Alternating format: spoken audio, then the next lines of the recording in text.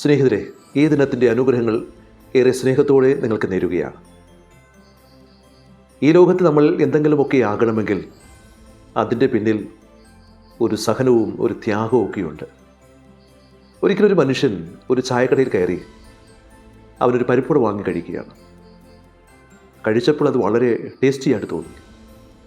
അവനിപ്രകാരം ആ പരിപ്പുവടയോട് ചോദിച്ചു, നിനക്കെന്താ ഇത്ര മനോഹാരിത, ഇത്രയും ടേസ്റ്റ് ഉണ്ടായതെങ്ങനെയാണ്? പരിപ്പുവട തൻ്റെ ജീവിതകഥ പറയാൻ ആരംഭിച്ചു.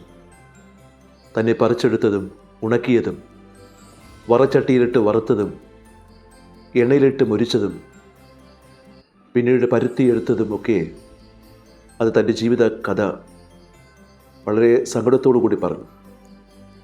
ഇന്ന് നമ്മൾ വാങ്ങി കഴിക്കുന്ന ആ 10 രൂപയുടെ പരിപ്പുവടയ്ക്ക് അതിന് വിലയുണ്ടാക്കിയത് അത് ജീവിതത്തിൽ അനുഭവിച്ച വേദനകളും സഹനങ്ങളും ദുഃഖങ്ങളും ദുരിതങ്ങളും തന്നെയായിരുന്നു. അതുകൊണ്ട് പ്രിയപ്പെട്ടവരെ, നമുക്ക് വില നൽകുന്നത് നമ്മളെടുക്കുന്ന അനുഭവങ്ങളുടെ ത്യാഗത്തിലൂടെയാണ്.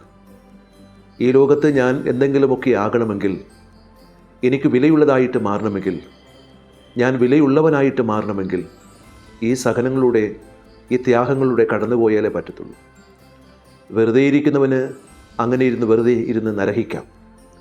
എന്നാൽ തീഷ്ണതയോടുകൂടി പ്രവർത്തിക്കുന്നവന് അവൻ ജ്വലിക്കുന്നവനായിട്ട് മാറണമെങ്കിൽ അവൻ ജ്വലിച്ചുകൊണ്ടിരുന്നാൽ ഇന്ന് ജ്വലിക്കാം, നാളെ അവന് സുഖിക്കാം.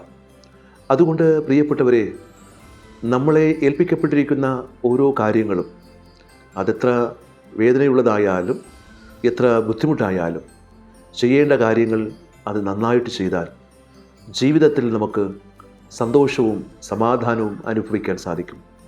10 രൂപയുടെ ഒരു പരിപ്പ് വടയ്ക്ക് അത് രുചികരമായി മാറിയതിൻ്റെ പിന്നിൽ അതിനൊരു ത്യാഗമുണ്ട്, സഹനമുണ്ട്. നിൻ്റെ വില നീ നിശ്ചയിക്കുക. ദൈവം നമ്മെ അനുഗ്രഹിക്കട്ടെ.